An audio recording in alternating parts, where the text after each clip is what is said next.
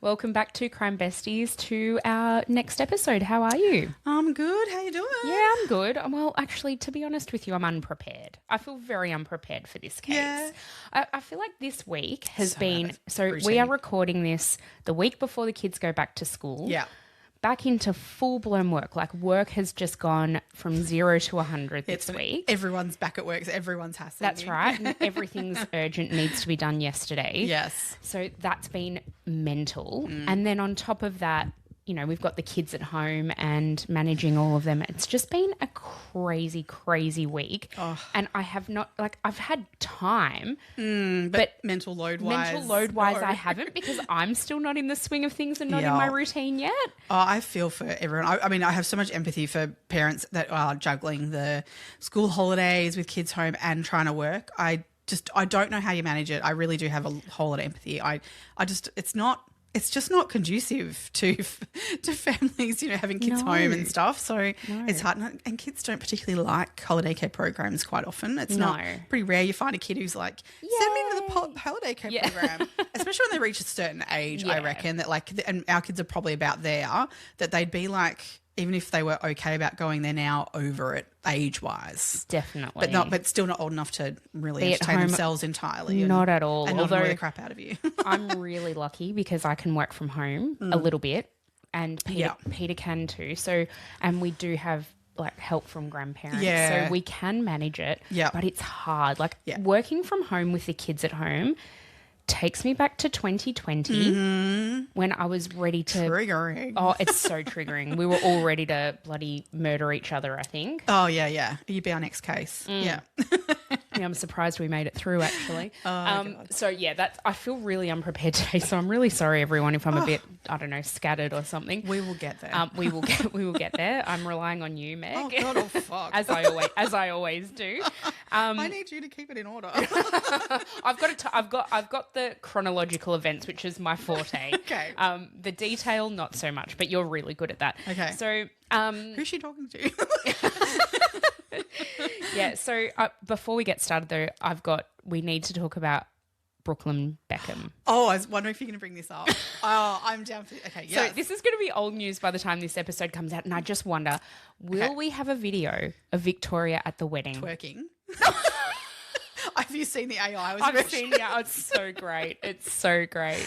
Oh, finally, God. AI is being put to good use. Yes, finally. This is what it was here for. Okay, what are your thoughts? Because I have serious thoughts on this. Well, first of all, I feel as though he needed to just have someone proofread and check over his slides before he put them out. Oh, you reckon he didn't write it? You reckon he wrote that? I think he wrote it. Okay. You don't think he wrote it? Oh, I reckon he totally had help writing it.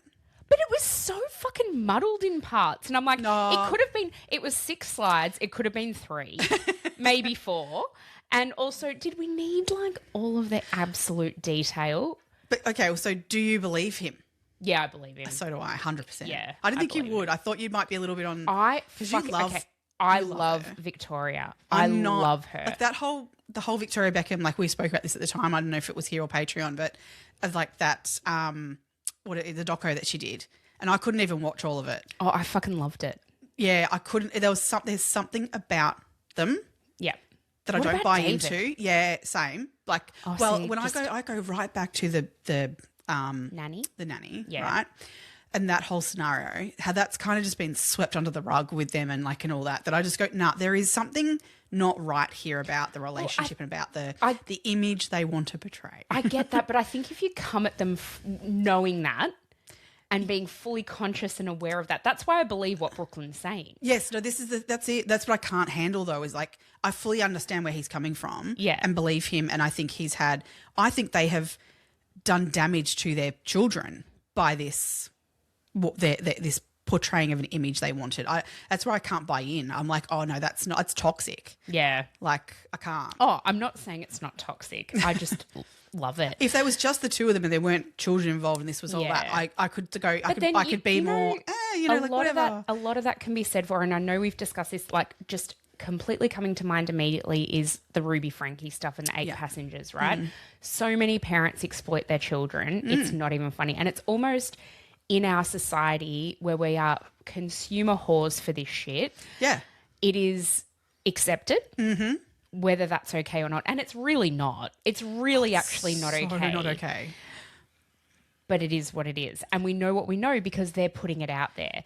Yeah. And so I think if they think people are not going to weigh in on this and be interested in this and want the video of Victoria at the wedding, then they're deluded. Yeah. Because they've created this monster.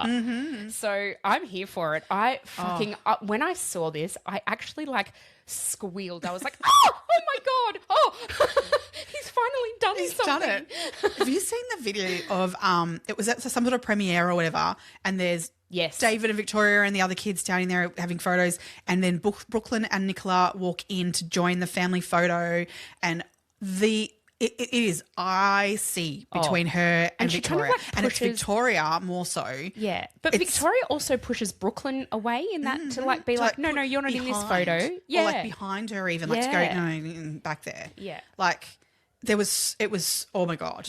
I'm like, that's what's going on in front of cameras. Like imagine, the shit storm that's going on in the family group chat. Yes. Oh, this is the thing. I just can't. I mean, it's just, there's no amount of money that can buy class.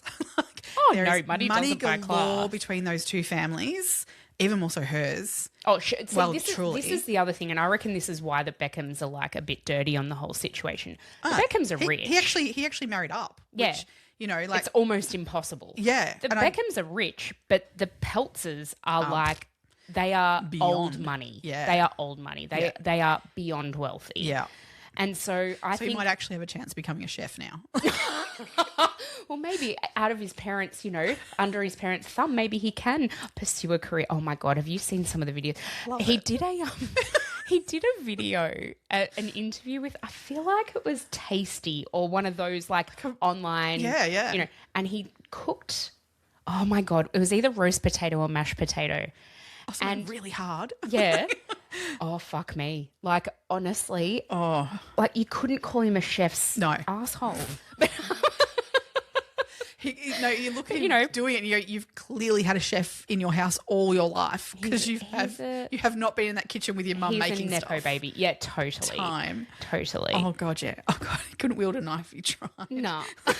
It's so funny. But, good on him for, I guess, trying having to work. a dream. Have a dream, mate. Go for it. You reach for those stars. Mm-hmm. Yeah. Oh, I'm here for it. Yeah. Oh, I'm so here for it. I just want to see what the outcome is. Do you reckon the Beckhams are going to... They'll go silent. Respond? I reckon they'll go silent. It's the classier way to go. Yeah. Yeah. If they've got any sense, they'll just shut up. Yeah. Not add fuel to the fire. I mean, in the background, I'm sure there's shit going down between them, but like publicly, I think that their PR team would be like, "Nah, we're not responding. Don't mention anything. Don't say anything." Oh yeah, PR team will be working overload. Yeah, which I think they do with them all the time.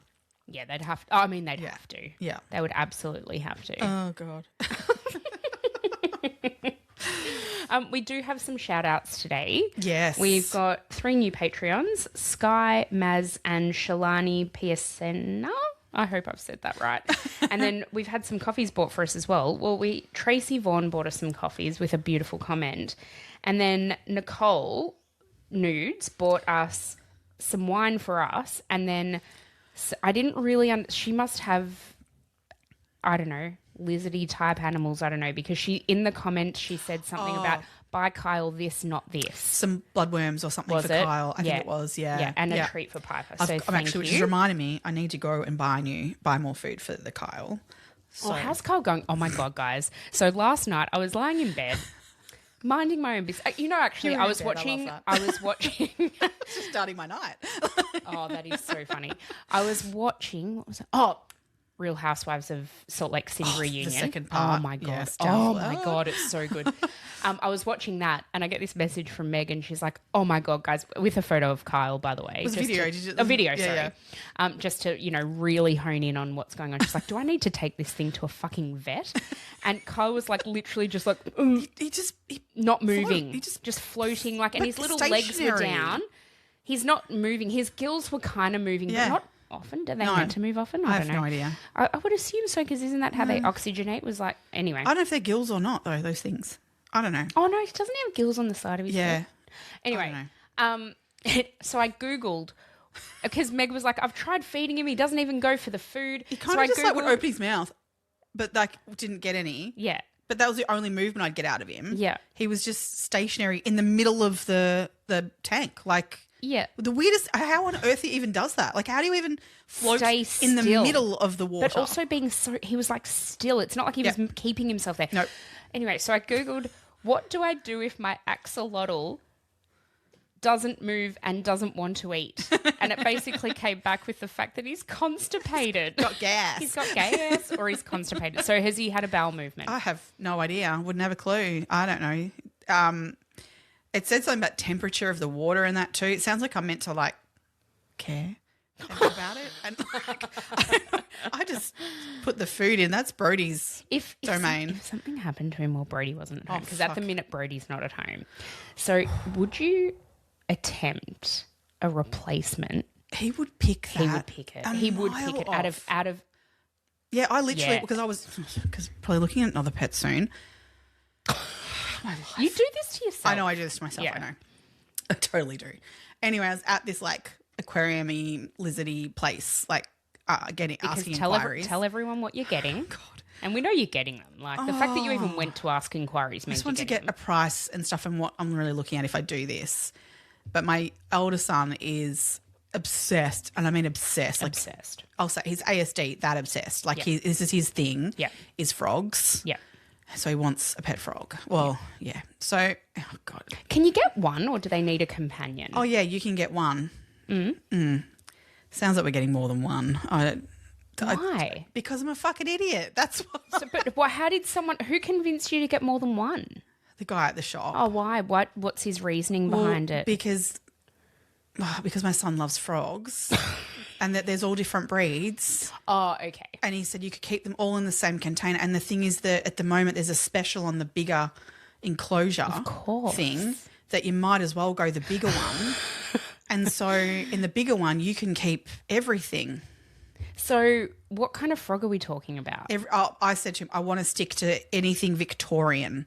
Because we don't want heating pads. I don't want heat lamps. I don't want, UVB lamps. I don't want to manage all that. I don't want hard. I want, stick them in there and change the water. Have a look at them. Yeah. Yeah. So we can do anything Victorian. So there's about 10 different types of marsh frogs or something that you can do. A marsh frog's and then gross, are they the brownies? There's different ones. You can get albino ones, you can get brown ones, you can get spotted ones, you can get all sorts of different ones. I just think of marsh frog and I think of those like brown toady looking things. Yeah, they're kind of like that. But these were cute, actually, the ones that he had. They're only baby ones and they're quite cute. But he can also do in this enclosure that he was suggesting was a brown tree frog. Okay. Which they grow pretty big, reasonable size. Okay. So I was like, oh my God.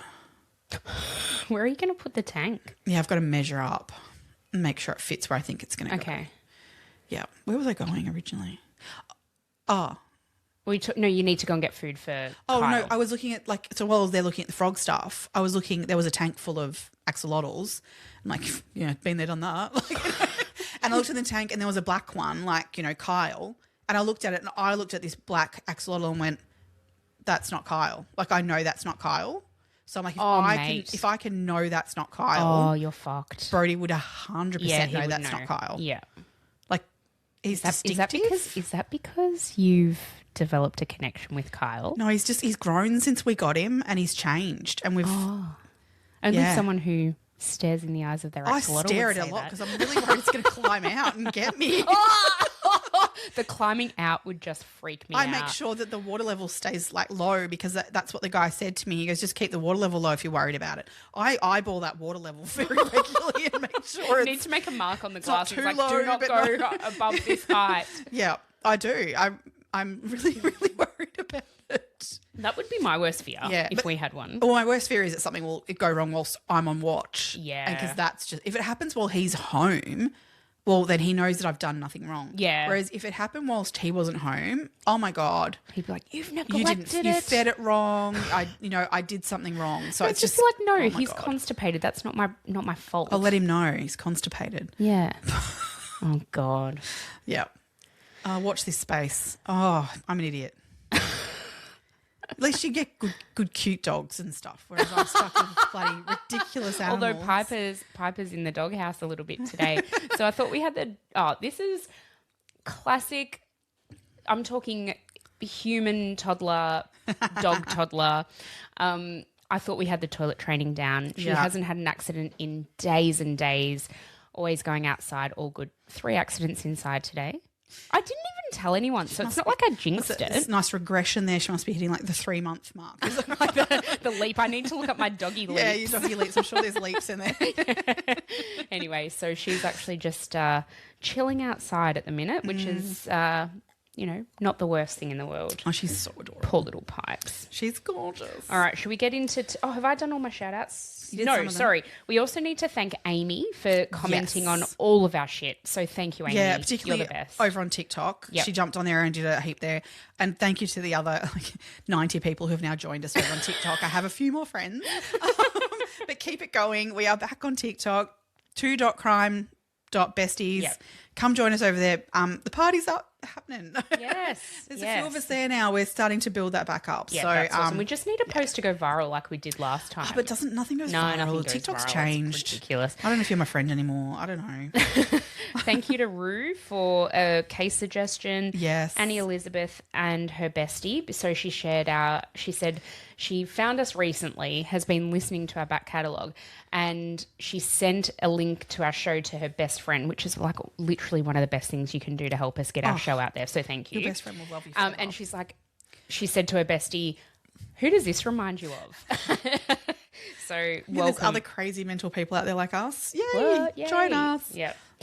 So, and then also, oh my God. So at work this week, do you tell, your workplace is quite small, but does everyone know that you do this podcast? Yeah, currently I think so. Oh, well, in the broader sense of my work, definitely not. Okay. Yeah. Yeah. I hope not. I haven't told them. I know. So at my work, like the few, the people I talk to all the time, they obviously know. Yeah. I had my door shut. I had a meeting the other day. I had my office door shut, and I finished the meeting, opened the door, and there was a work colleague standing outside my door, and she's like, I thought I knew you. I thought I knew you. I love it. And I was like, oh God, what have I done now? Yeah. And she's like, I just found out that you've got a podcast. And I'm like, oh, who told you? And she's like, I'm not revealing my sources. But then she's gone and told like all these people about it. Oh, and I'm like, I've had to say to people, oh my God, I'm so sorry. Like the first 9 episodes, the audio's not very good. Like the standard response when people find us. Yes. So I should probably do a shout out to Portia. There's a few other work friends like Mel, Lisa. I hope you guys enjoy it. It's just when people we know listen, it gives me the heebie-jeebies. It's a total different level, isn't it? Yeah. It just actually makes me want to vomit. I know. It really does.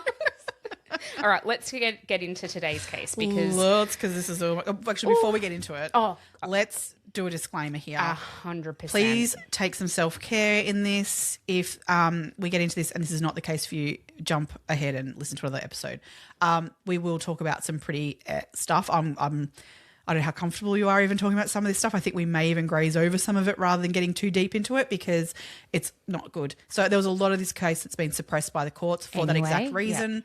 Yeah. So we will be talking about children in this case and pretty horrific stuff. Absolutely. So please take some time to take some care of yourself. Listen carefully. Like if this, as Meg said, I find, and we've said this in previous podcasts, we find the episodes with kids particularly hard. Yeah. And this one's you can't get worse. So please, if this isn't for you, come back next week. Yeah. I mean, we'll reiterate again when we get to it probably that we're about to talk about it again. So and we also have just timestamps in our show notes. So if you need to skip ahead, just go and have a look at the next section that you might want to listen to. For sure. Yeah. Okay, so what we're discussing today are they're really commonly known as the Greenough murders. Greenough family massacre. Yeah, so this happened in Greenough, which is in Western Australia. It's about 400 kilometres from Perth and about 24 kilometres. The next sort of biggest town that most people would know is Geraldton. So it's about 24 k's from Geraldton. About a 15-minute drive. Yeah, so it's close enough that that's the nearest city, that's the nearest sort of town where everyone goes to shop and go to school. Yeah, and it's not a huge place, Geraldton. Even it's like I'd say it's smaller than, like, in Melbourne terms. It's probably smaller than Geelong. Yes, definitely. It has a Kmart, but like and a Target Country. Yeah.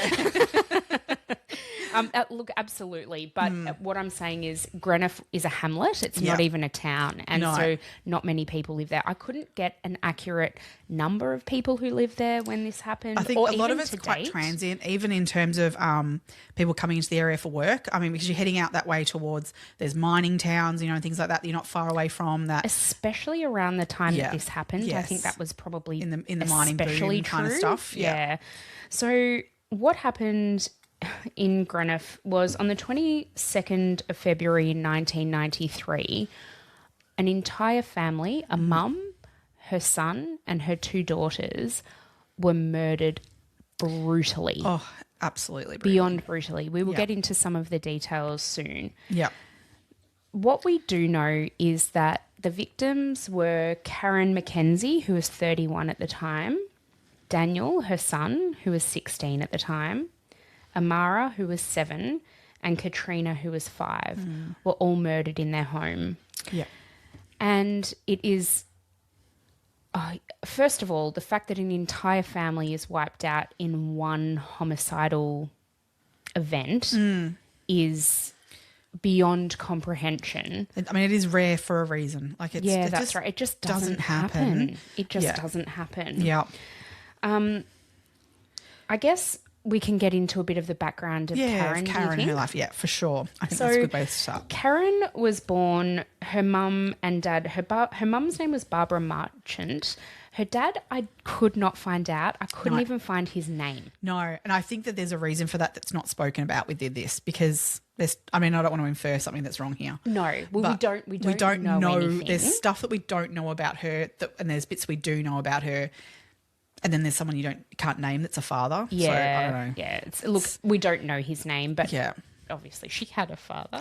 Yeah. She also had a sister named Evelyn and 2 brothers. So they lived in Queensland, and that's where Karen grew up. Yeah. Karen and her sister and her 2 brothers grew up with her mum, single mum, for most of her upbringing. Yeah.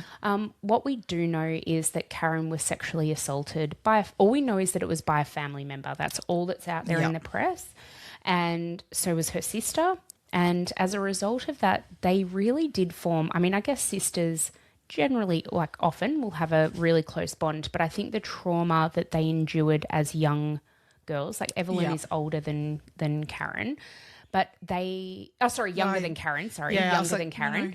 No. But they were like absolutely bonded by this. Yeah, really, that was like trauma bond or whatever you want to call it. It really brought them very close and very tight-knit. The 2 of them grew up with that as their common thing that they both knew about each other. They did talk about between themselves, but also it just meant that they had this beyond normal bond, I think, in that sense that they looked out for each other. They took care of each other, knowing that's what had happened to each of them. So, tragic in that sense. But at the same time, the thing that came out of it, I guess that silver lining to this was this incredible relationship that she had with her sister. Such a tight bond. Yeah. Such a tight bond. The way that Evelyn speaks of her sister, even to this day, it's heartbreaking because of what happened to her. But it's also like you absolutely get just how much they were out there for each other. They backed each other 100% all of the time.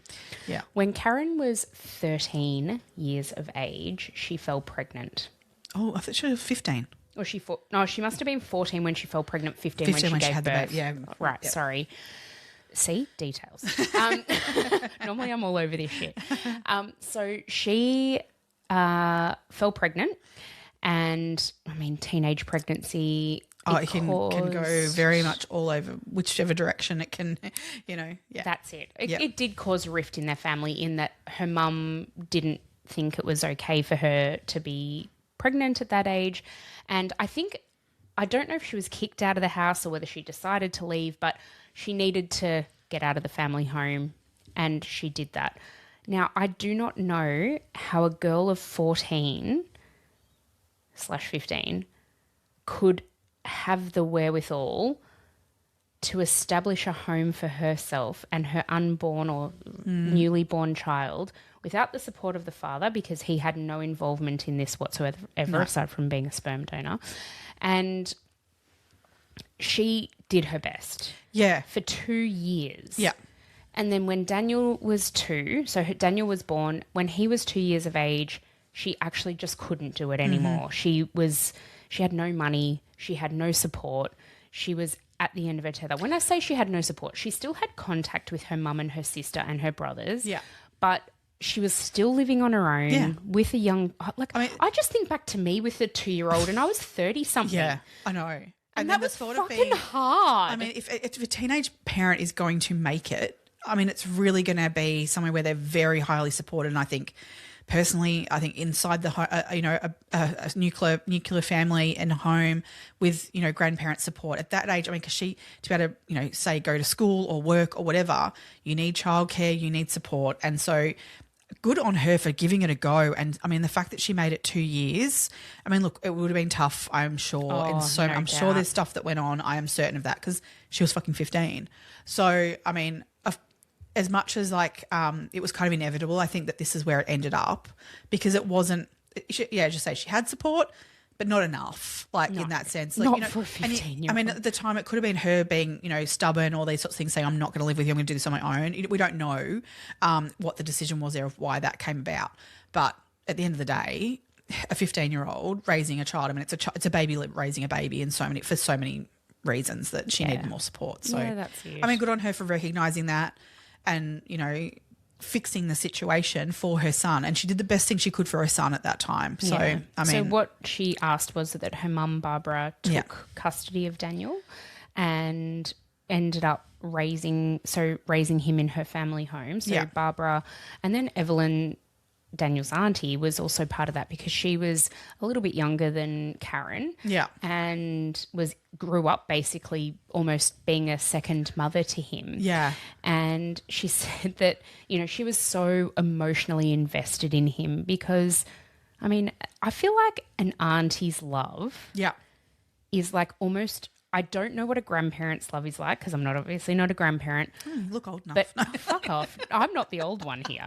I get my jabs in when I can. But I feel with my nieces and my nephews an absolutely an absolute love for them. Yep.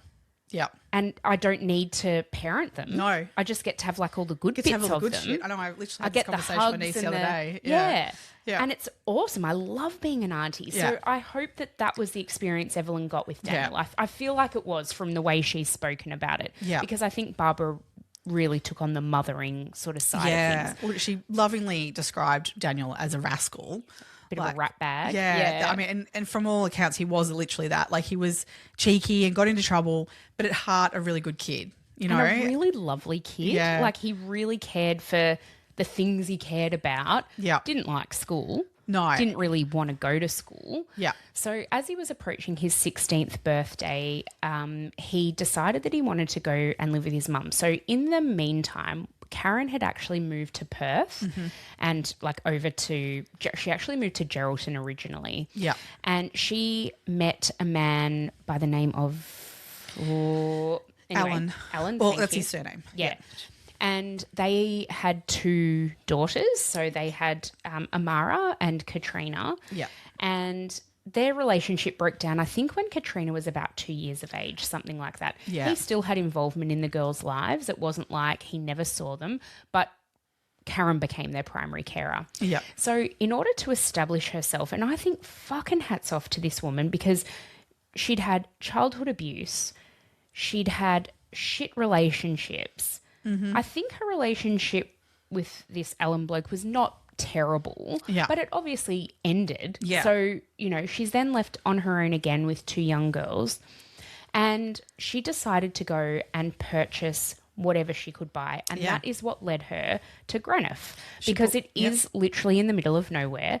Last Stop Larimer kind of vibes. Maybe not quite that Not remote. not quite. But what I'm saying is real estate was cheap out there. Yeah, I think she paid 40 grand for this weatherboard house that was very run down, needed work. Needed it was a lot of it was livable, but it was not borderline. Borderline livable. I think she had massive plans for this house. Yes. But it was basically, when she bought it, it was as is. Yeah. So I'm talking, there was junk in the yard. The shed was full of shit. Yeah. It was quite run down. Yeah. I mean, it had running water and it had a roof. Yeah. I think it needed a lot of work, but it was hers. She had this idea of what she wanted to do, and she was going to make it a home for her and her kids, and that's what she had this. I really respect that. Oh, same. She was trying to make a go of it. Mm-hmm. In amongst all that, though, of making a go of it with her family, so at this point she's living with her 2 kids in the home her 2 daughters, in Greenough. Yep. And Daniel is living over in Queensland with his grandma, but he decides he wants to go over and live with his mum, which Karen was ecstatic about. This was huge. She have all their kids under one roof. Was there room for them all? Fuck yeah, we'll make room. That's the girls kind can share. We'll figure it out. She slept out on the living room floor, kind of stuff on a mattress. She was like, yes, come and live with us. So, as much as all this was, and she was being a really great mum, and people at the school and everything acknowledged that, doing all those right things.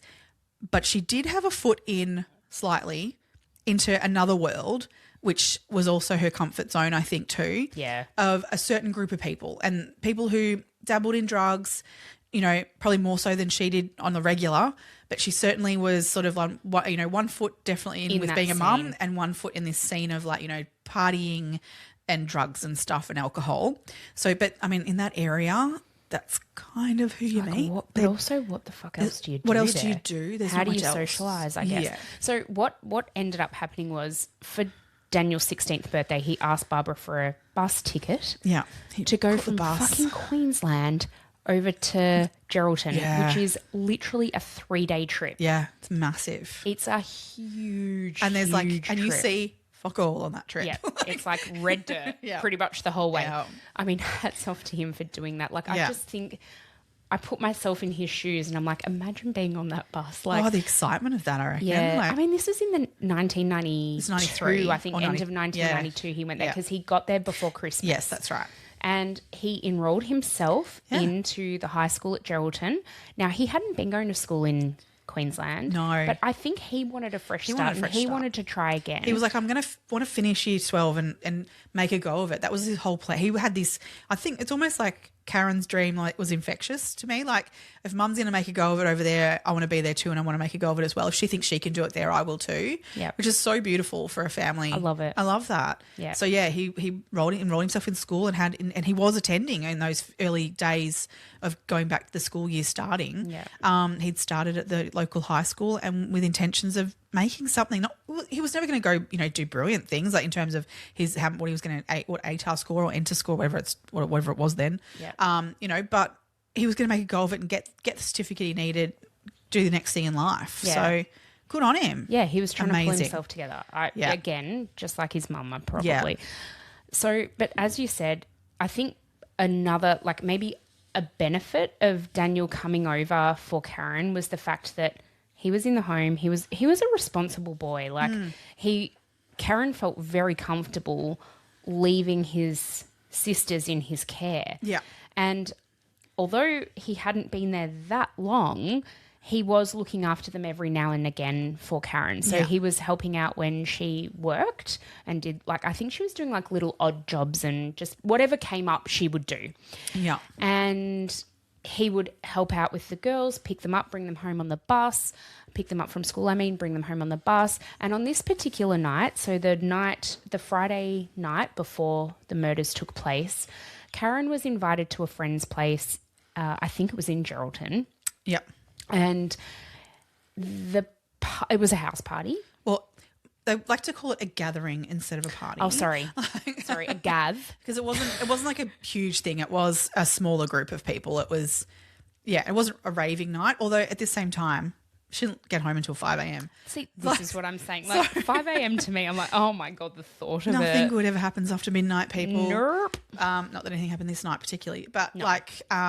Yeah, she didn't. Yeah, she was a stayer at this gathering.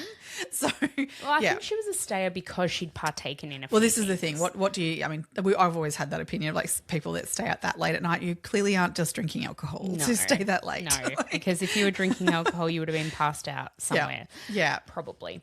So we know she'd partaken in some drug taking. Now, from everything I've read and heard, she was a recreational drug user. It wasn't something that she did all the time. No.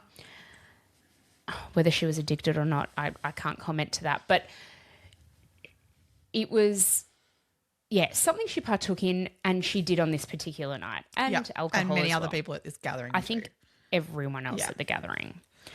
It came to the end of the night, and there were, several people still left at 5 o'clock in the morning. Yeah.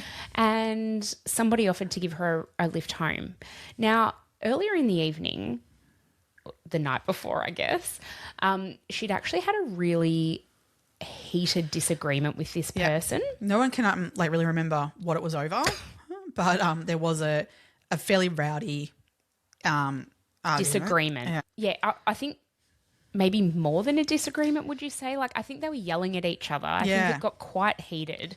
But by the time 5 o'clock rolled around and Karen was ready to go home, she was happy to go home with this guy. So this is a man by the name of Bill. Well, he made the statement that he doesn't like to stay at a party or a gathering. A gav. Yep.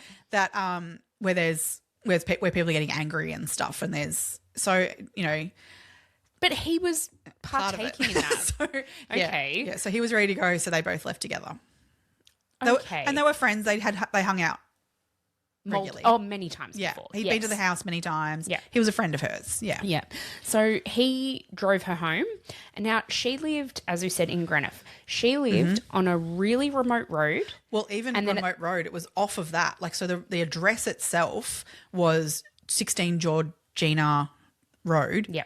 But to get to the access of this house, you had to go down a side road, not Georgina Road, to get to her property. Yeah, it was like essentially a really long driveway. Yeah. Essentially, to get to her house. Yeah. And so only people that had been there knew where it was. Because from Georgina Road, Yeah. you can't see a dwelling because it's kind of over the back of like a hump. Yeah. And you can see that in the photos. Like you can see, of course nobody would be able to see that house from the road. Yes. You tell yourself, no one wants your college-era band tees. But on Depop, people are searching for exactly what you've got. You once paid a small fortune for them at merch stands. Now, a teenager who calls them vintage will offer that same small fortune back.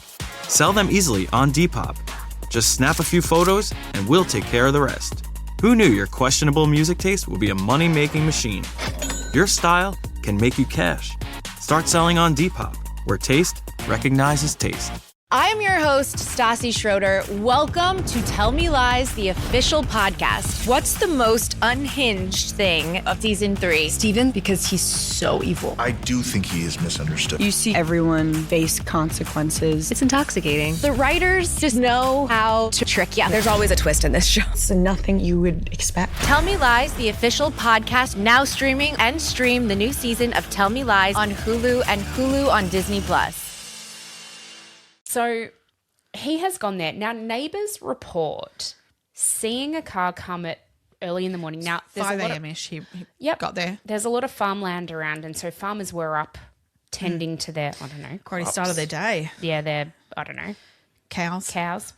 And so... Sheep. Because he was a farmhand. He was a guy. farmhand. So he was probably heading out to shear some sheep. Oh, Jesus. Oh, my God. You've only had one wine. Oh, guys, just letting you know, we're still recording in the evenings, but from next week we're going back to recording during the day, so there'll be no... Well, will there be wine We'll be wine afterwards. Yeah, afterwards. So we won't be slurring our words from next week. Go on. Shear some sheep. Well done, you. Got it. Yeah, so the farmers attest to the fact that they saw a car, dropped Karen off. Yeah. And then he was there about 11 a.m. 11 a.m. he was seen exiting the property. Yeah. So, okay. So he's been there corroborated. It is. So he's been in her house then for 6 hours. A bit under 6 hours, because I think they got home at like 5:30 something. Yeah. And then he's left at 11. Okay. What happened in that 5.5 hours, we don't know. We actually don't know. No. The day goes on. Nothing to note, really. Like Nothing that we, to note. you know, like, yeah, everyone's fine. Everyone's okay. Yeah. The day goes on. It all goes as it does. It's Saturday, Mm-hmm. so the kids don't have school. No one needs to be up early to be, ferrying people anywhere. And the day goes on as it does. Yeah. Then that night, the girls go to bed Mm-hmm. at their normal time. Everything's great. Everything's fine and dandy. Yeah. Karen, at some point during the night, also goes to bed. As you mentioned before, she was sleeping in the lounge room so that Daniel could have his own space and a room where he can close a door, which is very important for a teenager. Yep. And then Daniel, though, being 16 years of age at the time, he was up all night, sleeping all day, especially on a Saturday night. Typical teenagers. Typical teenager. Watching movies, fucking around on, I don't know, who knows, watching TV. Were computers even a thing then? No, I don't 93, not really. know. No, Maybe. 93. No, I don't think out there you would have had a computer, would you? Not with internet access. That's for sure. Anyway, whatever. He was doing whatever teenagers in 1993 did until 3 o'clock in the morning. Now, he notes that, well, this is all now from here on. This is what we think happened. Yeah. And I think it's fair to say that it's pretty accurate. Yep. I think the way things have gone about, there's not much dispute about this. No. Daniel sees a car, headlights of a car, Yeah. coming up their driveway, and he probably thinks to himself, it's Who 3 the hell would o'clock that in the be at morning. 3 Who o'clock in the the morning? fuck is that? Yeah. Has someone taken a wrong turn somewhere? Yeah. Like, mum's asleep. It's not like someone's coming for her. Weird. So he walks out the front of the house as this car's approaching the home. Yeah. Now, I would assume the headlights of this car are on, which is blinding at 3 o'clock in the morning in the middle of nowhere. You know, it's not like there's ambient light anywhere. Mm-mm. Somebody gets out of the car Yeah. and Approaches him and bludgeons him to death. with an axe. Yeah. Yeah. Like brutally. So brutally that his face is unrecognizable. Yeah. Okay. The actual injuries from him have been suppressed. All we know is that it was severe and he couldn't be identified from his face. Yeah. All right. So I think should we now go to the next? Yeah, we'll say what morning? happened that night, I guess. Yeah, and that okay. This person then entered the house and found Karen asleep In the lounge room on a mattress. Yep. And approaches her and does the same thing to her, hits her with this axe brutally to the point where she is, convulsing from this attack. She is it's again and again hitting her until she has stops moving and completely is absolutely dead. Like continues to even hit her once she is dead to ensure she is dead. It's bad. It's so frenzied and brutal. Yeah. We now know that this person he went rummaging through the house. We know that this was him looking for drugs.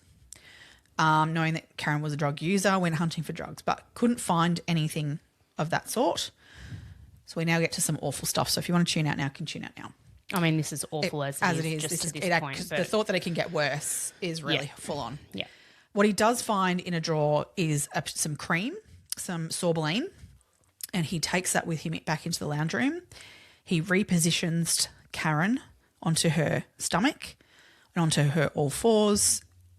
And So he uses the couch as a prop to kind of keep her up on all fours. Now, we're talking a deceased corpse that he's positioning in such a manner. Yeah. Go on. Uses the sorbeline cream that he has found to then rape her dead body, which And is sodomise her. just horrific. At this point, obviously, there's still the two young girls in the house. He then, I think thankfully they didn't wake up. this is the thing. Absolutely, I think thankfully neither of them woke up to any of this.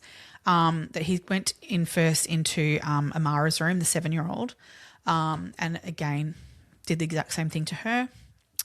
and then moved on from her into young Katrina's room, the 5-year-old, and again brutally murdered her with the axe as well. He has then left with the axe and the cream that he used and gone back to the car, exited the scene and left. I think it's also, I think we need to mention, Yeah. we know that Amara's deceased body was also sexually Yes. assaulted. I think we just need to say that for it. completeness because, Yeah. and also to understand, I mean, this is brutal to the nth degree anyway, Yeah. but the depravity of this, she was 7 years of age. Yeah. I can't even, we don't know the extent of it. I think, Yeah. honestly, thank God we don't know because We know more it's about sickening. Karen and her Yeah. death because she was an adult. Anything to do with the kids underage was suppressed completely. So, but we can make assumptions based on the charges that this person later received, that we know what potentially happened. To whom? Yeah. But it's just horrific that just absolutely disgusting. Yeah. So this person's left the scene. That's that. The following day, so the same morning. the same essentially. morning. Yeah. Sorry, midday Yeah. of that Sunday. Yeah. So 3 a.m. is when this all occurred. Midday of that same day, on the Sunday, two friends of Karen's. Now I'm going to get their names wrong. Ron and Dina.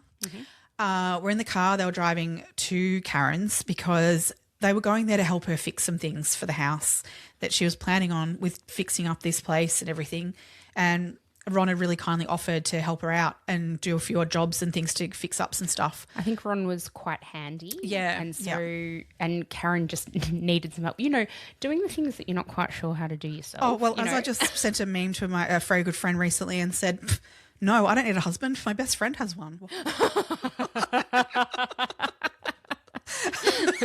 Thanks, Matt. True. Like there are just some things that I don't know. You need two just people need help, for, or you need someone who knows what they're doing. Yes. That's hard. Yeah. Anyway. Yes. Yep. All good. So, here they're on their way over to help out. So, which is brilliant. So, but they pull up in the driveway and they see laying in the driveway what they assumed was Daniel. And they were like, oh, he's 16. What is he doing? Now, Playing a prank? mind you, he's 16 years old. He's 6'4". Yeah, he was very tall. Very well built. Yes. Like quite solidly built. Solid so I kid. think he'd be visually, as in his body shape, would be instantly recognisable. Yeah. Although, so this guy's only met Daniel a couple of times. I mean, he's only been in the state. Not even 3 months. Yeah, I think he met him maybe 2 or 3 times briefly at moments, So he was approaching, he saw him laying on the road and was like, oh, what's Daniel doing kind of thing. Got out of the car, and as he took a couple of steps, he realised that Daniel wasn't playing a joke or anything or doing anything silly. He realized, he was like, I don't even actually know if it's Daniel. It was unrecognisable to him, but clearly not okay. And so he's yelling at his wife, Dina, to get back in the car because he was really petrified of her seeing what he had just seen. No one else should have to see it, kind of thing. He's telling her to get back in the car and yelling out to Karen in the house to see if he could get a response because he's not knowing what has gone on here. No response, obviously, the from only inside. response he gets is the dog was barking. The dog was barking at the back crazy. of the house. Yeah. And so he's like, something's going on here. They weren't sure if there's someone still in the house perpetrating more or what the go is. Is this an active thing or what? So his wife is yelling, we need to call the police. Like, this isn't okay. Now, this is 1993. Mobile phones, no. Also, rural area. There is hundreds of meters between houses. So they get in the car and they drive back down the driveway and head for the neighbours. They go to 2 separate houses which are fairly far away from each other towards town. And they jump out of the car and run into both these houses and no one is home. They eventually get to this museum where they finally run inside to this business and they call from there and say, can we use the phone? We need to call the police. They finally call the police murdered. and they tell them about Daniel because that's all they know at this point. There's this body out on the road and it's brutally been attacked. It's bad. There's 3 other people in this family and I don't know where they are. Called out to them. Yeah. They're not answering. So the cops are onto this immediately. They dispatch a team. Now, I have to say this. This case, I mean, we have done plenty of cases where cops have fucked up the investigations. I've actually got that written in my notes. I want to praise the Western Australian Police, the Geraldton Police particularly, and then also the Perth CBD Police that came into this. 100%. Holy cow, did they do everything right. Everything. So they immediately get on the scene and they've immediately contacted bigger cops from Perth to come up as well, because it's a 3-4 hour drive from Perth to where they are. 4 hours, yeah. So, I mean, I've done the drive. It's not an easy drive either. So they've got to get, detectives and stuff up there from Perth. But the thing equipment, is, like they needed, they knew they needed forensics. They needed, it wasn't just sending up a cop car. It was sending up. They need to get all the gear and get everyone together. Because the thing is that the cops from Geraldton were so good. They immediately knew they're dealing with an outdoor scene, which is hard to preserve in the best of times. And we're talking February. Heat and wind now in that outdoor scene. 100%. And they preserved as best they possibly could tyre marks, foot marks, everything outdoors as much as they could. That was their first priority. Although I have to say, when they got there, obviously they've got to clear the house and make sure there's no perpetrator in the house, all those sorts of things. But which they did. They did do. Yeah. So, which I'll go to back to that. Yeah, we'll talk about that in a sec, yeah. But yeah, so when they arrived, they obviously went into the house and entered in and discovered, unfortunately, poor Karen deceased in the living room. I mean, these police officers they saw the worst of the worst this day. This is damaging to them for life now as well. They've all seen things they shouldn't have to see. They've all got kids potentially of, similar ages to between a 16-year-old and the young girls 5 and 7. You can't tell me that majority of those cops don't have kids of they've those said ages. That. They've actually, some of them are on record having said that. Yeah. So they've gone in and they found, unfortunately, as they walk, clear the house, they find the 2 young girls as well, dead in their beds. Just absolutely horrific. But they get to work immediately, of the inside and the outside. First, the outside, as I said, they got onto that real quick. Inside, they again preserve things where they can until the big cops arrive. Such an amazing job. They actually did 7 days worth of a grid search of the external area of the house from like a couple of 100 meters away. Yeah. Looking for weapons or anything they could find Any of evidence. note, anything at all. Yeah. Just amazing police work. Oh, incredible. And good old-fashioned police work, like boots on the ground, doing what they needed to do, going through a process, and really hitting the mark. Like I couldn't agree with you more. They were exceptional. So I guess by the time the Perth branch sort of came up and started, their processes, more and more things were becoming evident. So we've got the forensics team there who were looking for any evidence, any forensic evidence that they could find. Now, part of that was, we're talking 1993, as you mentioned. This is before DNA was really at its cutting edge. Only a little bit of DNA stuff they could do. But they knew what they needed to do to at least collect what they needed to collect and that kind of thing. So what they did was they've removed the bodies from the scene and taken them to Perth for autopsy. Yeah.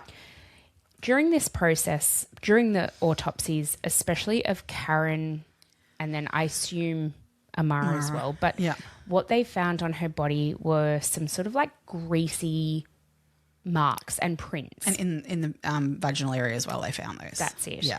And so they are looking then, the coroner or the forensic pathologist who was performing the autopsy was like, well, what is this greasy substance? We need to figure out what that is. That might help. Yeah. So what they've done is they've taken a sample of what they found and they're basically in communications with all of the forensics team who are up on site still at the house, and they're looking for whatever they're looking for. So what the pathologist thinks is that what they've found is something like a moisturizer, a sorbeline, something like that. They test what they found in Karen's vaginal cavity and they determine that, so they have 80 or something reference samples in the laboratory of different creams, different things that it could be. They ran that sample against every one of those 80 things and it didn't peak.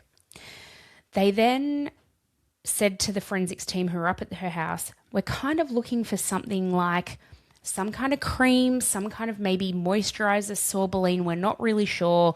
We need to find that so we can test it against what we found. And what the forensics team were doing was incredible work. So first of all, they did find on a wall panel, which was near the door. So the inference is that the perpetrator had actually placed their hand against this wall as they were either opening or shutting a door.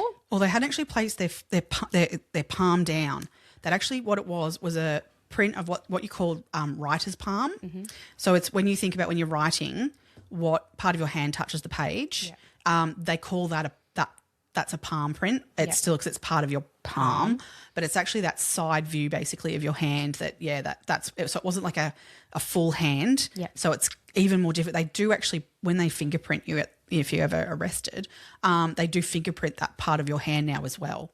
Okay, but back in the day they didn't. No. Okay. But yeah, that was actually, it made it a little bit more difficult because it was just that side of the palm, not a full palm print. But again, to the credit of those forensic officers, they cut that bit of wall out and sent it to the laboratory for preservation, if nothing else, and then further testing. They also found when they used a blue light and went through the house, this was a few days later, and what they actually also found was some greasy finger marks on the door.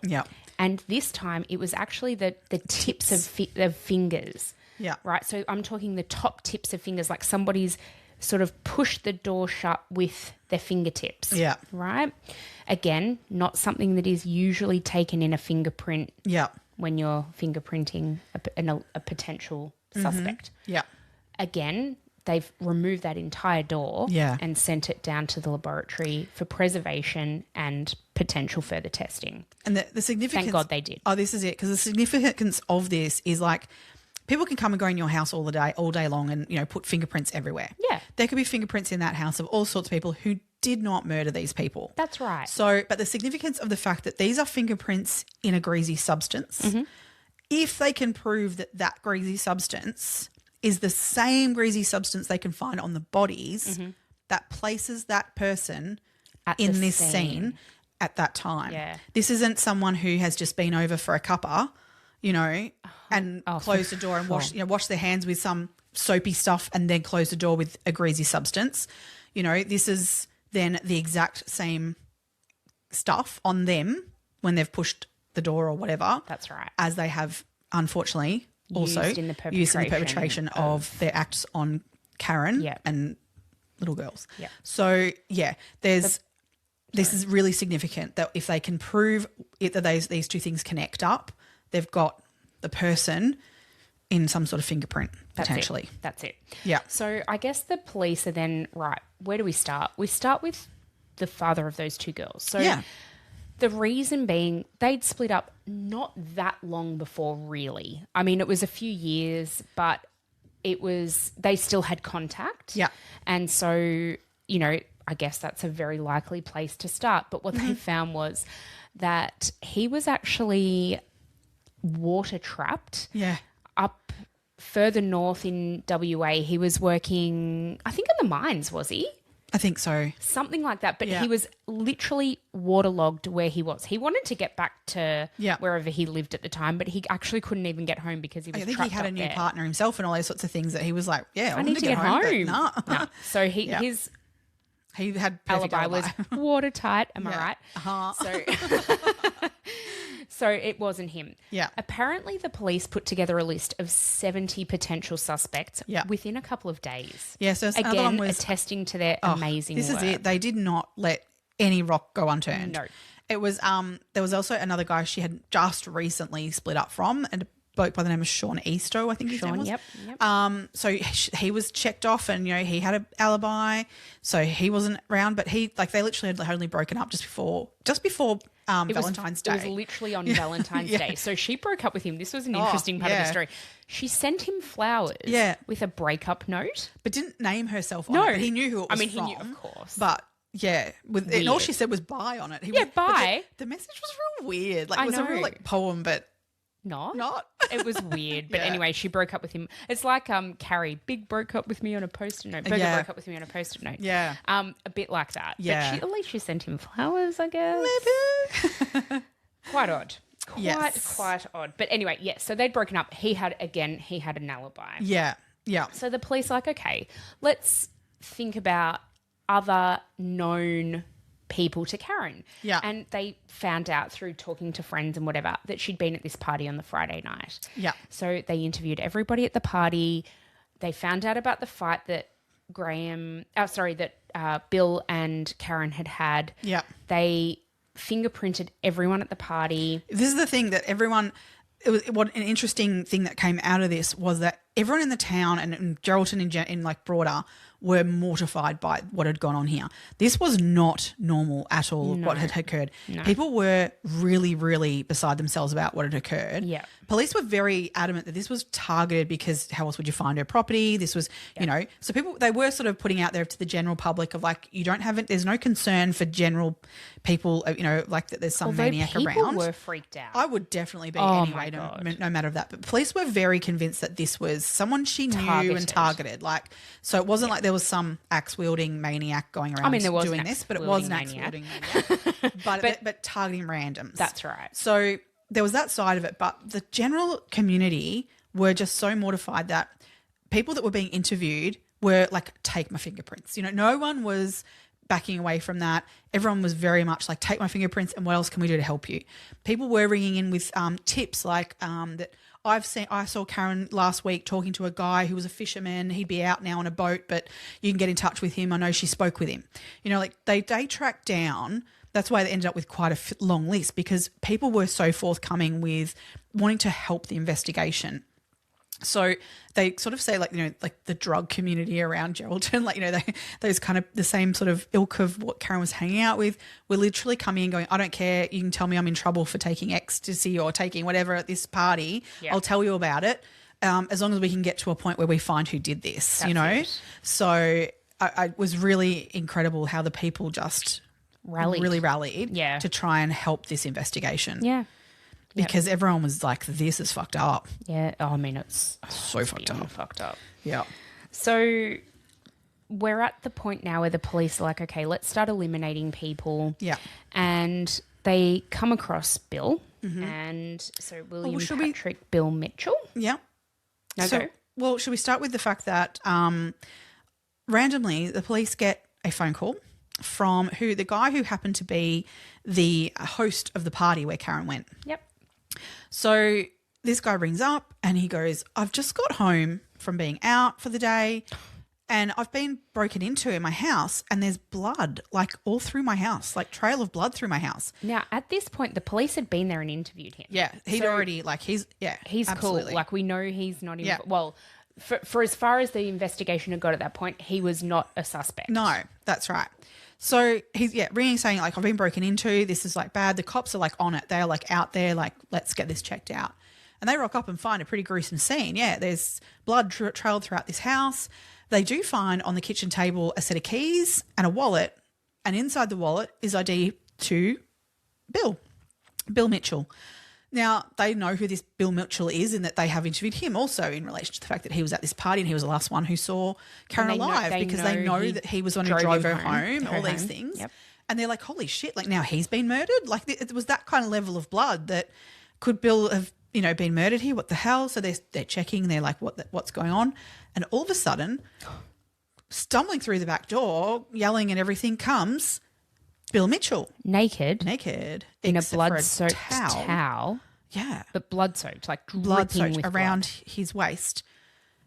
And it tells this story of that he had rocked up to his mate's place, knocked on the door to see him, and as he's done that, 3 guys have come out of nowhere and attacked him and said to him, we know that the host of the party was the person who murdered Karen. Tell us where he is. And he's like, I don't know where he is. I don't know where he is. So to try and get him to talk, these guys have pulled out a filleting knife and tried to chop his dick off. And that's why he's bleeding so extensively. They bail this guy up and get him to the hospital. Like, it's bad. It's real bad. But the cops are like, doesn't sound right. This does not sound No, it doesn't sound a bit weird. So they put a fair bit of pressure on him in this situation of like going, tell us more. Tell us what actually happened. Eventually when they're at the hospital and everything's a bit more calmer and things have calmed down. And he's been treated. Yeah. He admits to the fact that he made up the story. Okay. No shit. But you still chopped your dick off. Like, what's going on here? Did he? Well, not fully. No. They managed to reattach. Save it, thank God. Thank God. Well, really? No. I'm being sarcastic. I hope so. He should have chopped his fucking dick off. For him. Anyway, he tells them that basically what he was trying to do by chopping his dick off was trying to commit suicide for personal reasons. To which the cops are like, okay, mate, this is all a bit not right. Do you want to actually tell us what's going on? Yeah, but that's what they got out of him from the day. Next thing they get is a phone call from a caravan park in Geraldton. And the police get this phone call saying, look, just because of what's happened in Greenough, we really feel that you need to be notified of this. It just is weird and could be connected. Maybe. We have a caravan here that the cleaner has just gone to go and clean, and it is covered in blood and semen, a porno magazine which has been shredded with a razor, like weird shit. Who was renting that caravan? Oh, you tell me. Was it Bill? Bill Mitchell. No shit. Now the cops decide to just keep this little nugget of information to themselves at this point because obviously this is an investigation. They need to be a little bit cagey on some bits. But also, it's like a they don't know what does this even relate? Like, is there a relation? And to be fair, they're good police officers, so they're not assuming anything. No. Assume nothing. Check everything twice. So they've got this bit of information as well now about this caravan park, which they're like, I don't know what connection it has, but I think the cops have sort of put together that he's gone to this caravan park for whatever reason. He's chopped his dick off there. That's where that sort of started, and then he's made his way somehow 15 minutes down the road to Greenough to this guy's house. Which I think, maybe he was living in Geraldton. Was the party host in Geraldton still? Yeah, maybe it was. Okay, so maybe it wasn't that far they had to travel. I don't think it was far. Wasn't far they had to travel in. Okay. Oh, in fact, it was only a couple of 100 metres. It wasn't far. It literally was not far. So with his dick half chopped off, he's made his way from the caravan park to the party host's house, and that's where this has all taken place. So what a weird fucking day. Anyway, that's gone on. No worries. We get a bit further on. No worries. Whatever. The cops are just kind of hanging on to that information keeping him very much on their radar, but not ruling out other things could be at play here. Yep. So the next bit that happens is more of the forensic stuff starts coming through. I think first there's a bit of stuff with the fingerprinting. Yep. They needed to get people re-fingerprinted because this is when they discover that it's only fingertips. It's not fingerprints and a full print. Yeah. They need to reprint everyone. And by this stage, I think they'd fingerprinted something like 68 people or something like that. They were up to big numbers, but they needed to fingerprint everyone again to get tips of the fingertips. So as that routine happens, they go around to Bill Mitchell's house to go, it's your turn today. Sorry, mate, but we need to re-fingerprint you. Which he was like, yeah, sure, no worries. Oh, no, not a problem with the world. So they're re-fingerprinting him. And as they're doing this, he says the weird, I just don't even understand why he even says this. He goes, I'm really surprised that you're actually still investigating this. I thought this was all wrapped up. And the police were like, oh, mate, what made you think that? I read in the newspaper that there'd been an incident at a caravan park and you'd got your guy. And they're like, what? Now, the cops knew that was not public knowledge. That's exactly right. No one knew about that other than the caravan park owner, who hadn't disclosed it to anyone. Who knew not to disclose it. The cops had shut that down. Yep. That was not information out in the public. They're like... And this was like a day after that had been discovered too. Yeah. So they're like... You're like naming yourself. Yeah, you're fucking putting weird. yourself in it, you fucking idiot. I mean, he was just... Yeah. So following that, dumb. two major things happen. One, his fingerprints match. fingertip. fingertip prints. Yeah. prints. Yeah, fingertips. They match, which they're like, bingo, okay. But still, we know Bill Mitchell has been in that house multiple times. Not, he was definitely there the night prior. That's right. Sort of thing. So that doesn't rule him as being allowed to be there. allowed to be there. No so issue. his fingerprints in the house, not necessarily a smoking gun. No.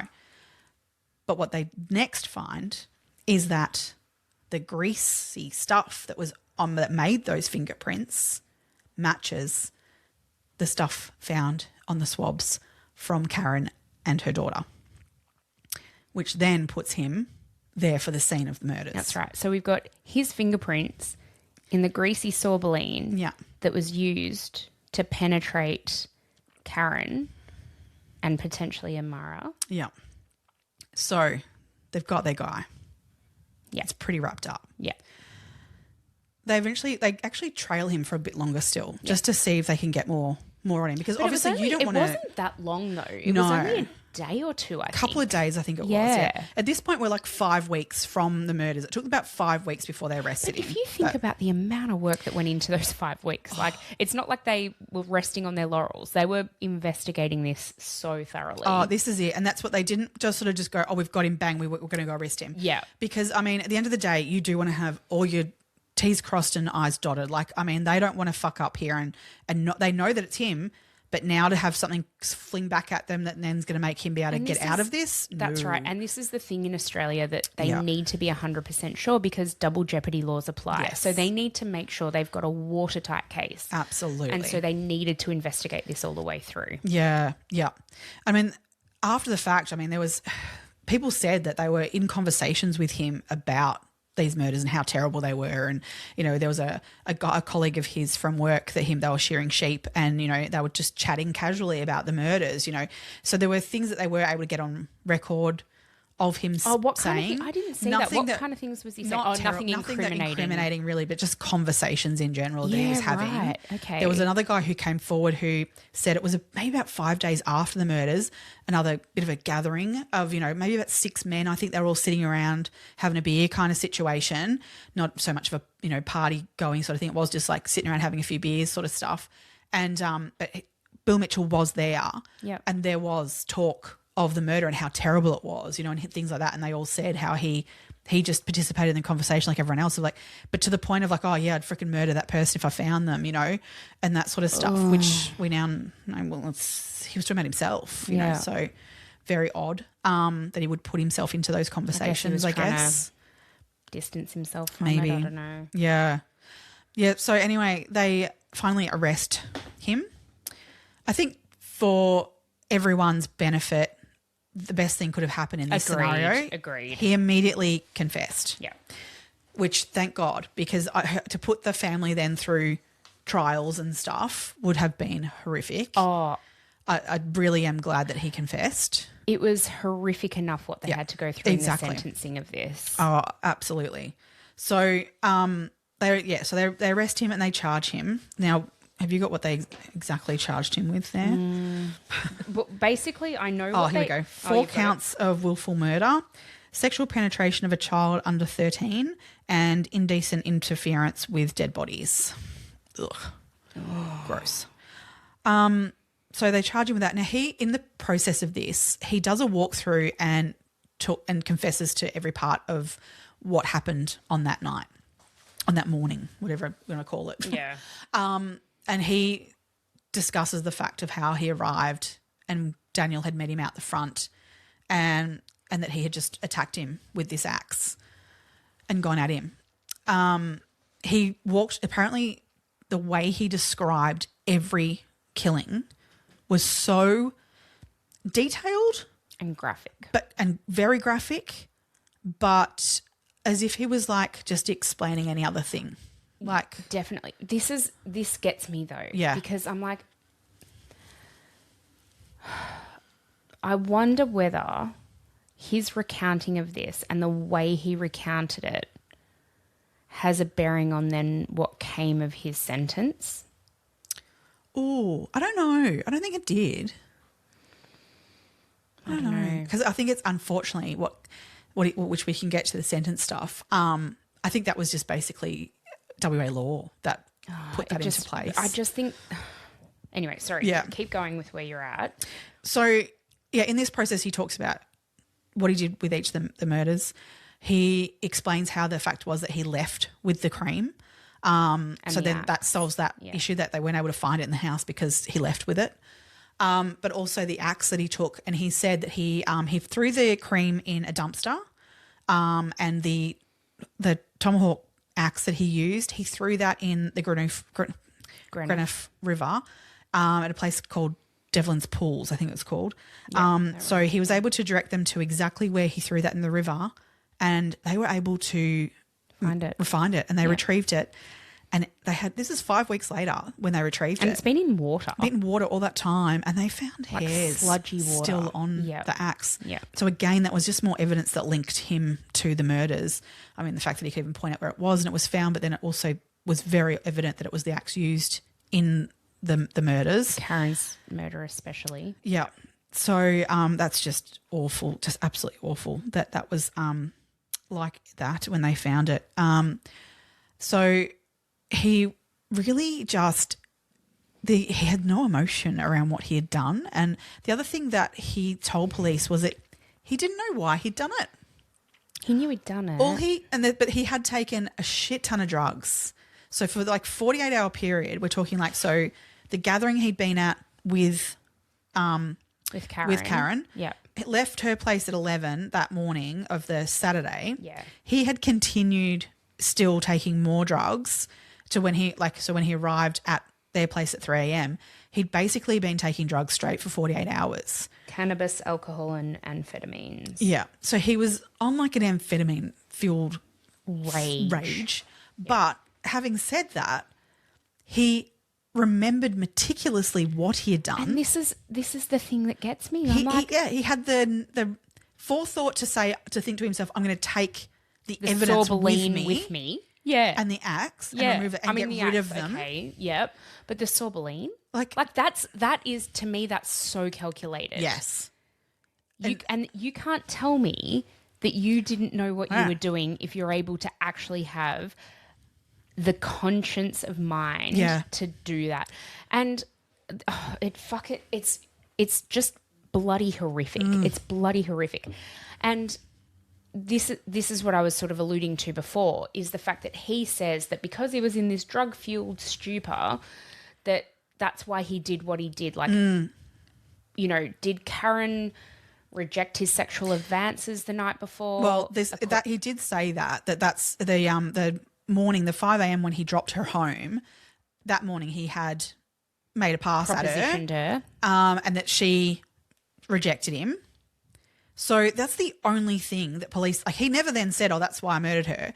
He actually said that his actual words were that he all of a sudden decided he wanted to kill her whole family. Yep. Not even just go and kill Karen. Nope. He had intention to go there and kill all four of them. Again, we're looking at like a premeditation type of thing here. Absolutely. This wasn't a crime of...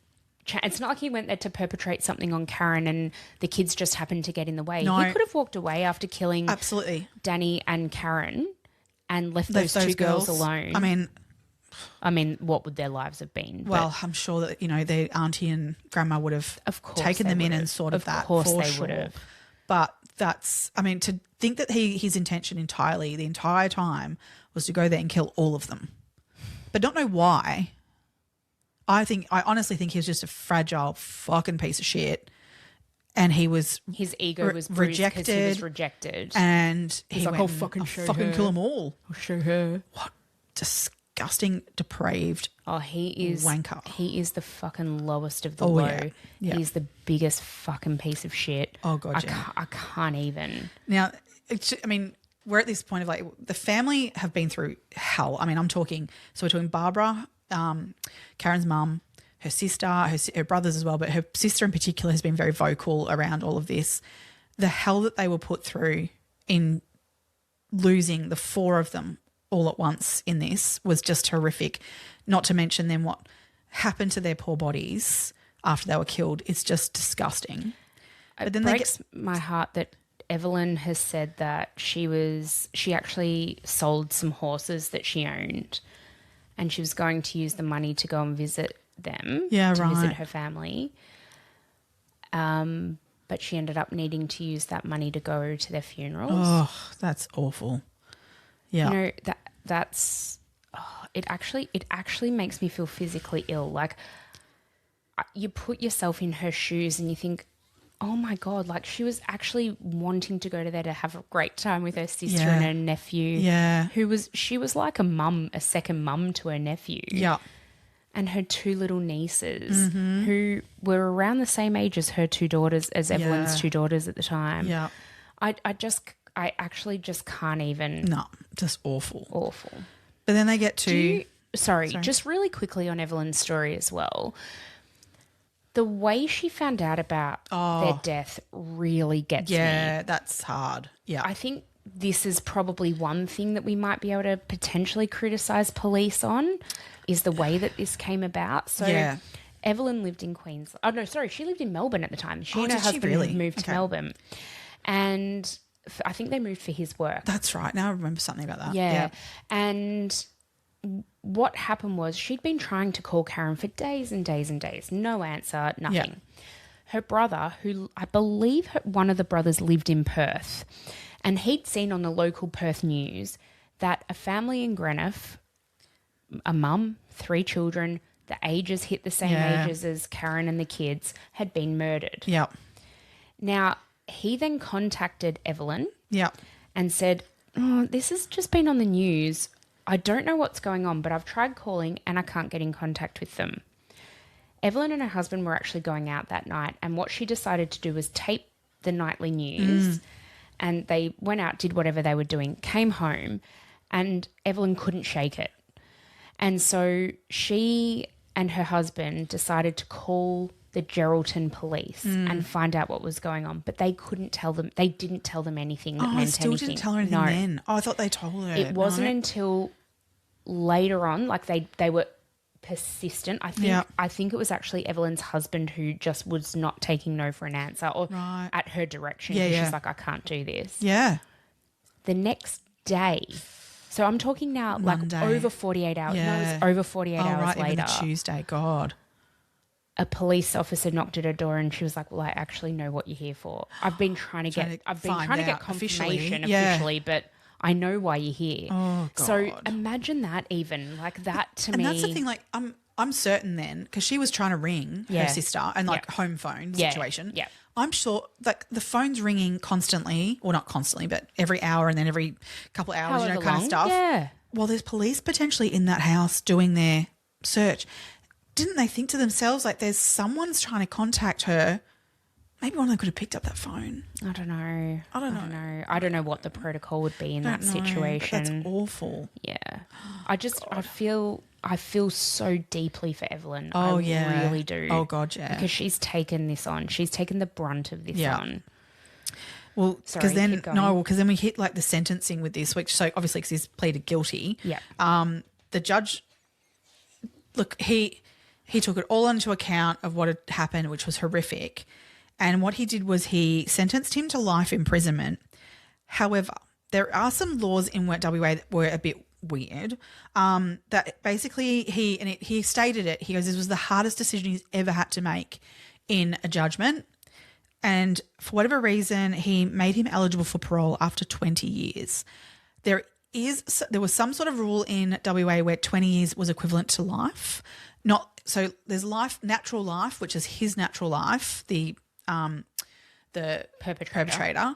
But then there's life as in sentencing, and technically in WA that was 20 years, which 20 years isn't life. Like that's not anyway. That's what he was sentenced. The Crown then appealed that. Rightly so. They were like, that's not right. That's 5 years per person. That is not okay. Absolutely. And let alone the rest of what he did. That's for the murders, like let alone everything surely else. Then you could at least he should have been sentenced 20 years per, like life sentence per person that was murdered. He was, but it was sentenced to serve concurrently. Why concurrently then? I don't know. I hate that shit. It should Me not too. be concurrently. Nope. Why? How can you sentence someone to do that at the same time? Nope. Consecutive only. Got to But be consecutive. Anyway, it wasn't. Yep. Anyway. Yep. So it's appealed and the appeal was won. So basically it was then changed to the natural life of Bill Mitchell. So he was then And while there was in amongst all that, people were calling for the death penalty, and all these sorts of things because of the heinous crime that he'd committed. But this shits me that then he gets then last say, and the final appeal that can be made. Like, you can't make that many appeals on a case. No. So once we hit this next appeal, this is the last run. Mitchell makes another appeal to the sentencing, and he wins it. And it goes back to being eligible for parole after 20 years. So that was 2013. He was originally meant to be eligible for parole. He was meant to be eligible for parole. So he goes up for parole, which, that family are just being tortured again. It's re-traumatizing. It's so awful. Absolutely re-traumatizing. And at the time, in 2013, he was actually moved from one prison. He was at Casuarina prison, which is a maximum security prison in WA. He was there, but just coming up to that 2013, he was moved to Bunbury Regional Prison, which is like a prison farm. Is a lower security level. Yep. So people started being like, fuck, they're like getting him ready. Well, that's why they moved him there. Yeah. That's why they moved him there, because that's the next step before getting parole. So everyone was like, shit, like he's going to get out. Like this is, which is just, can't even think that that's even possible, can you? No. No. And so anyway, he was declined at parole, thank God. But then 3 years later, because this is what the rule is in WA at the time, that after 3 years, you get another go at it. You can try again. You might have been rehabilitated in 3 years. And so you get to try again. So 2016 rolls around and this fucker gets to go again for his parole. Fortunately, it was denied in 2016. Now, at this point, there's uproar. Like, this poor family, and now every 3 years, so then he's eligible again in 2019. So this could go on forever. That he could recall this every 3 years. This poor family are going through these parole processes. So Evelyn, she wrote this amazing letter. Can I read it? Please. I'm not going to read the entire thing, but I'm just going to read a little excerpt of it, because I think it's worth it. It's really, really well done. So Evelyn says, my two youngest daughters were very similar ages to Amara and Katrina, and as I have watched them grow over the years, I continually think of what sort of life my nieces would have had. They were very happy little girls who adored their mum and brother. They had beautiful smiles and had the innocence of life stolen from them in the most barbaric way. I cannot ever forgive the way in which they died. Children are so defenceless and pure of heart. I do not understand how anyone with any sense of right or wrong could do what was done to them. My nephew Danny was a real rascal, but he had a heart of gold. He would never have let his mum or sisters get hurt if he could help it. He was a strong young man and was over 6 foot tall. If he had known what was going to happen to him when he went outside that night to see who had driven up the driveway, he would have fought with all his might to protect his family. My sister had him when she was very young, and when Danny was 2 years old, she left him with my mother, my 2 brothers and I to take care of. Just before Danny turned 16, he said he wanted to go and live with his mum and sisters in WA. He had decided he wanted to make his mum proud, and he was enjoying his new life with them. Karen went through many difficult times and had to fight hard to achieve what she had in life until Mitchell cut her life short. She wasn't perfect, but she overcame obstacles to get her to the point where she was buying a house to make a home for herself and her children. I was very proud of what she achieved. It was always Karen and I against the world when we were children. She was the best sister, always looking out for me and keeping me safe when we were young. When we were older, I got to return the favour over the years, but it kills me to know that I wasn't there to help protect her and her family when she needed me most. This is it. The trauma of her family is just horrendous. There was another quote from Evelyn somewhere, I don't know if it's in that or not, that she said, we've all got a life sentence for this. That was in this letter. He should have a life sentence as well, which is just so true. As we talk about the untold, toll of these incidents. Now, Evelyn's daughter, when this all happened, Karen wrote journals. And her daughter had these journals, and her daughter read them and really connected with her auntie. She didn't know her that well because they'd obviously lived on opposite sides of the country, but she just connected with these journals. Now, Karen had gone through a lot of depression in her life for a number of reasons, like in terms of relationships she'd had and things that were going on with her for her life. But obviously she was finding ways through that and working out, which was amazing for her. But Evelyn's daughter really, for some whatever reason, connected with a lot of this depression and things that was in these journals. And she ended up committing suicide, which is, Evelyn now feels like, that's just another toll of this. Oh, I couldn't agree with her more. Absolutely. And I mean, it's just so tragic. Then, as you say, she would have been a similar age to either Amara or Katrina at the time. I mean, such a young girl at the time, she wouldn't have known about too much of what was going on. She would have known enough, that's for damn sure. And then as she's got older, she's read these journals and things and knows more about it. I believe she took her own life 3 weeks or so after she turned 18. Yeah, yeah. It was just too much. It's just awful. It's impacted, so many people. Yeah. And Evelyn, like the trauma for Evelyn, I just think she's been through so much. And the ripple effect that you were talking about before, I think it's directly attributed to the fact that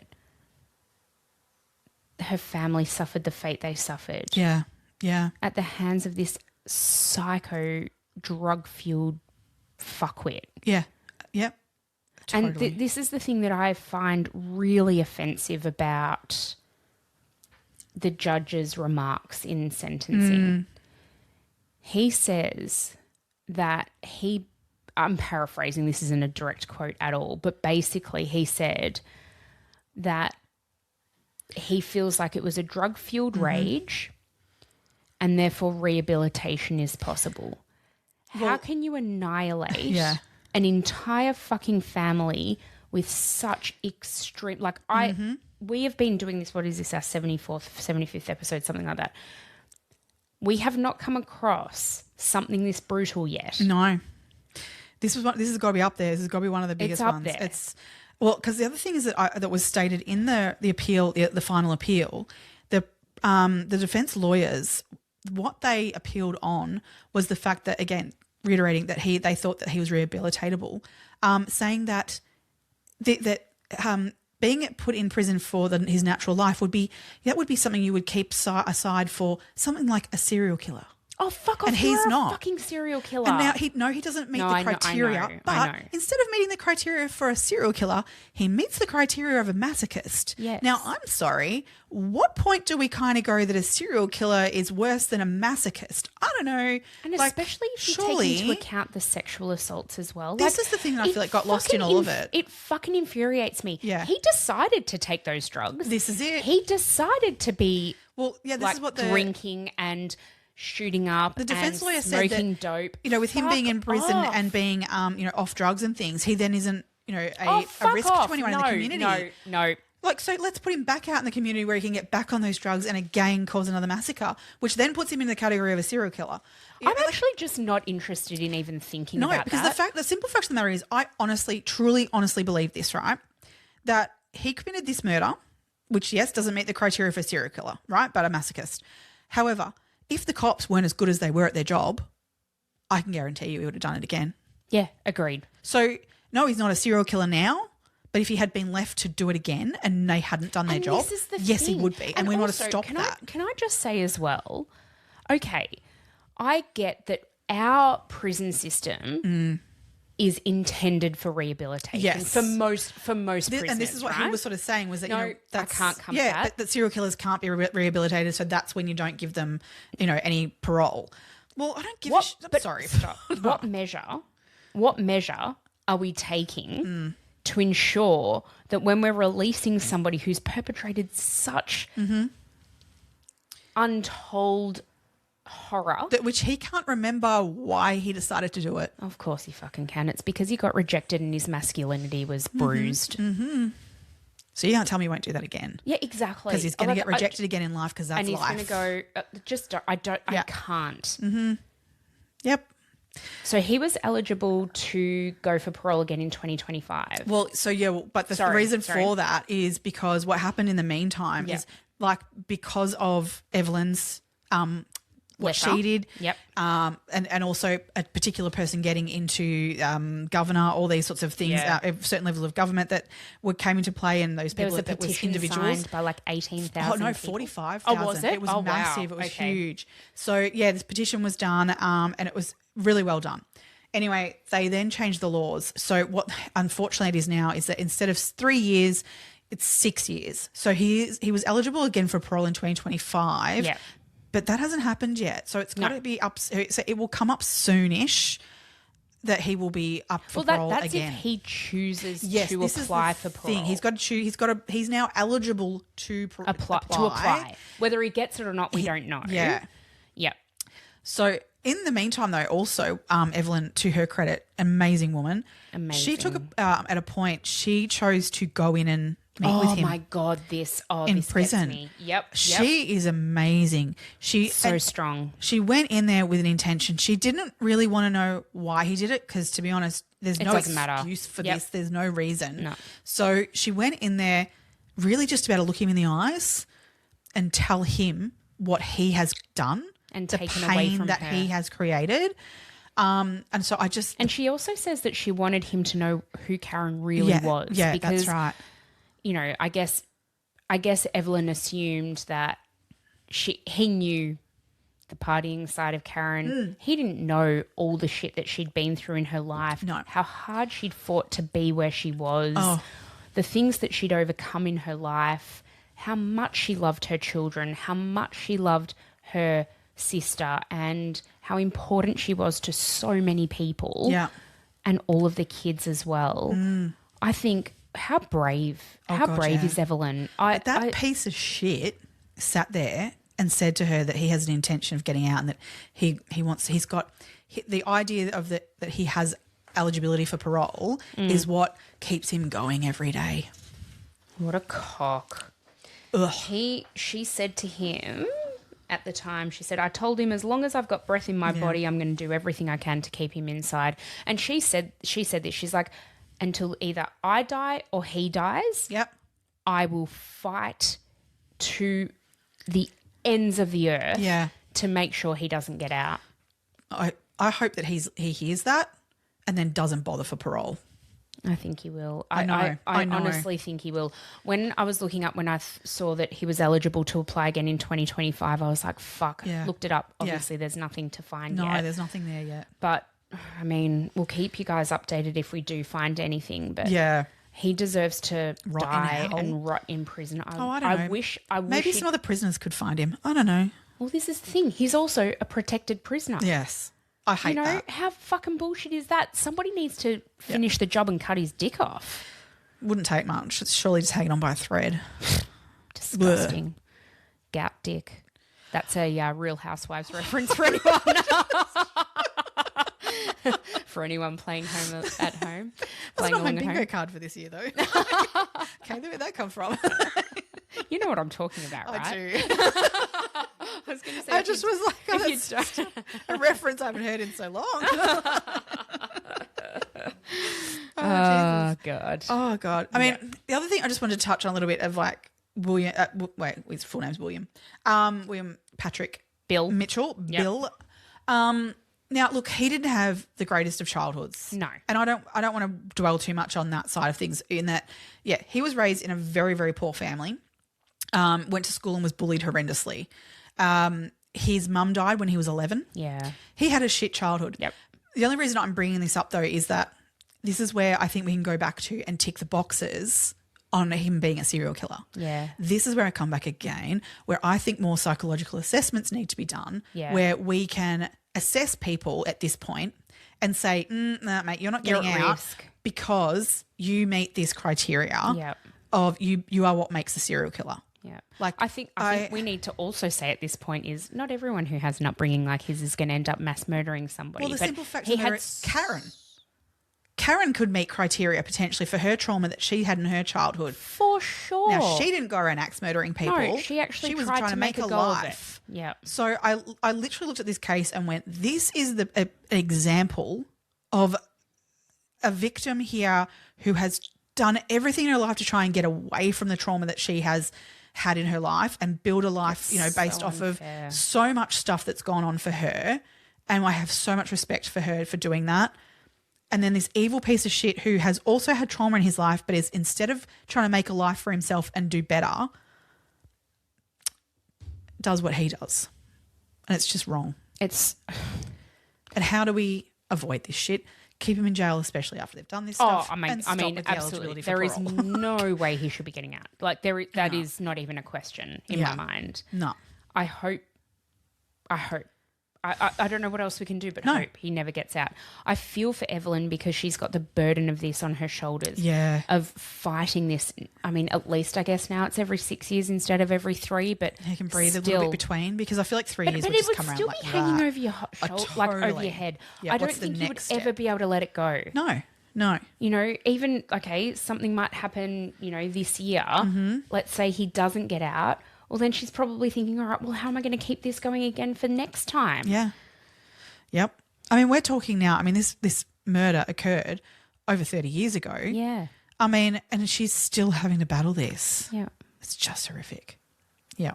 Yeah. She's an exceptional woman. Absolutely. Especially given, she's had so much trauma in her life too. I mean, by the sounds of it, she's got a very, very supportive husband and children. Yeah. Thank goodness for that. Yeah. But this is still her burden, Yeah. And I know she doesn't see it as a burden, as in, she would do anything for her sister and her children and, her nieces and nephew. Yeah. But seriously. Absolutely. Yeah. All right. Oh, that was a heavy one. It was. Did you struggle researching this one this week? I had to take breaks. Same. Yeah, me too. Yeah. I found myself, I was actually listening to that Crime Investigation Australia. I was just listening to it as opposed to watching it the other day. I watched it. Oh, you watched it as well? I was watching it again, listening to it, not watching it today, just to refresh my memory on a few things because, as I said before, I felt so unprepared.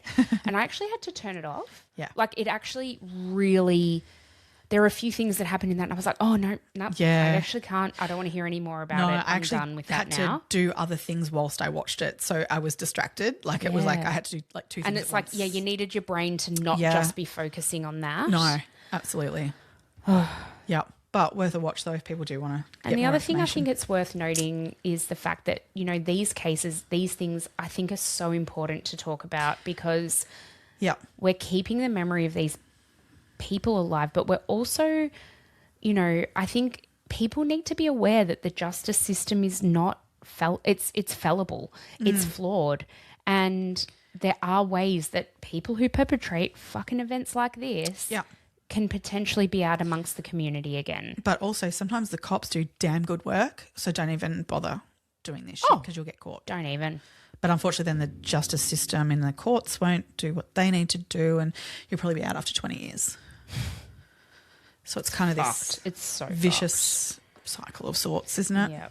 All right. Next week we're heading to South Australia. Oh, Adelaide always brings it. Oh, don't they though? South Australia has some spicy cases. Loopy. And this one is Angelica Guevara. Is that how you say her surname? Yeah. And this one we just did a quick because we were like both of us when we were looking, we were like, hold on a minute. I knew I wrote it on there, but I was like, who is this? Because I was like, I'm pretty sure I haven't added this one. This was a Meg one, or someone suggested it to you, maybe. Possibly, yeah. And we just had a quick look. I'm like, oh, looking forward to researching this one. Yeah, very interesting. Yep.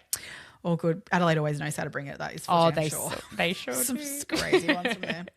All good. All right. Well, stay curious, crime besties. Bye.